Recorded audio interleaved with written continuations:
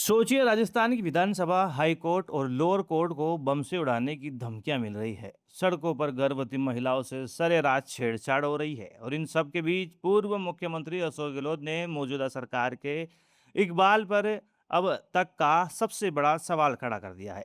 गहलोत ने सिर्फ कानून व्यवस्था पर नहीं बल्कि बीजेपी की अंदरूनी गुटबाजी की दुखती रग पर भी हाथ रख दिया है। वसुंधरा राजे की सफाई पर तंज कसते हुए गहलोत ने साफ कह दिया है कि बीजेपी में सब कुछ ठीक नहीं है।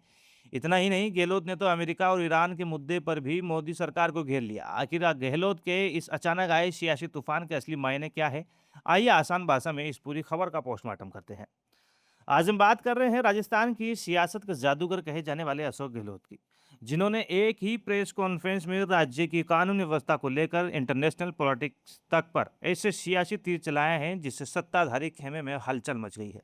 पूर्व सीएम अशोक गहलोत ने एक बार फिर फुल एग्रेसिव मोड में वापसी की है। गहलोत ने भजनलाल सरकार की कानून व्यवस्था पर सीधा हमला बोला है।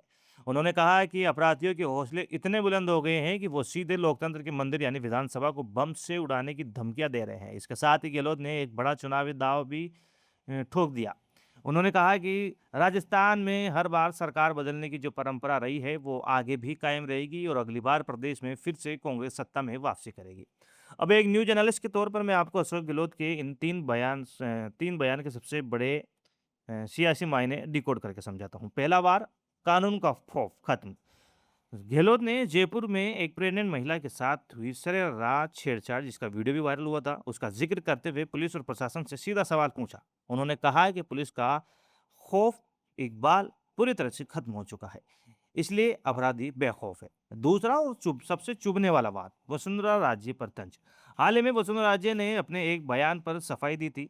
इसी पर तंज कसते हुए गहलोत ने कहा कि वसुंधरा जी 2 बार सीएम रही है, उन्हें सफाई देने की जरूरत नहीं थी। गहलोत ने आगे कहा कि बीजेपी के नेता जिस तरह अलग अलग बयान दे रहे हैं उससे साफ है कि बीजेपी का अंदरूनी माहौल और पार्टी की स्थिति बिल्कुल ठीक नहीं है। तीसरा वार, इंटरनेशनल बाउंसर यूएस ईरान।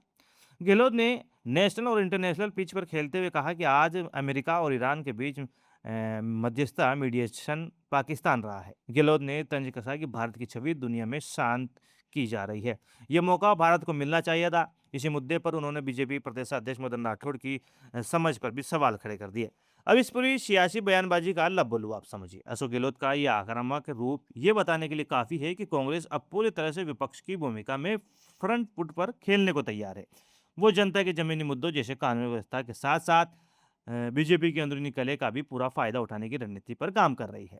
अब सवाल आपके लिए, अशोक गहलोत ने कानून व्यवस्था और बम की धमकियों को लेकर जो सवाल उठाए हैं, क्या आप उनसे सहमत हैं और क्या सच में बीजेपी में सब कुछ ठीक नहीं है? अपना पॉलिटिकल दिमाग दौड़ाइए और कमेंट बॉक्स में अपनी बेबाक राय जरूर लिखिए। राजस्थान और देश की सियासत के हर गहरे राज का सबसे सटीक विश्लेषण देखने के लिए सब्सक्राइब करें हमारा चैनल। मैं हूं आपके साथ सलमान पठान। आप देख रहे थे रॉयल पत्रिका।